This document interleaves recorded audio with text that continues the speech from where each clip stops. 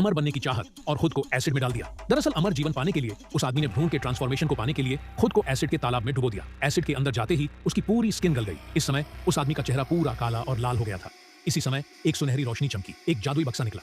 इसे खोलने पर वह न सिर्फ अपनी जिंदगी वापस पा सकता था, बल्कि जादुई बक्सा खोलकर सुपर पावर भी पा सकता था। हालांकि उस आदमी की आखिरी ताकत खत्म हो गई थी और आखिरकार वह एसिड में डूब गया। तालाब में खजाने को देखकर संग ब्याओ ने ज्याओ मेई को उसे लेने के लिए मजबूर किया, लेकिन बदकिस्मती से वह उस तक नहीं पहुंच पाई।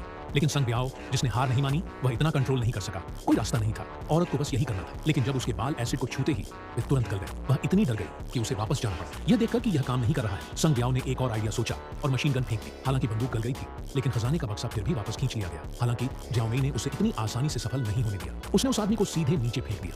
इस तरह वह आदमी एसिड के तालाब में गिर गया। यह कोई हादसा नहीं था कि वह आदमी भी तुरंत गल गया और घुटनों के बल आ गया। आखिर में ज्याओ मेई खजाने के बक्से के पास पहुंची। उत्साहित होकर उसने धीरे धीरे ढक्कन खोला। जैसे ही सुनहरी रोशनी चमकी, कुछ अजीब हुआ। थोड़ी दूर पर कुछ अजीब जीव तेजी से चल रहे थे। अचानक वह दांतों से भरा मुंह वाला एक राक्षस बन गया।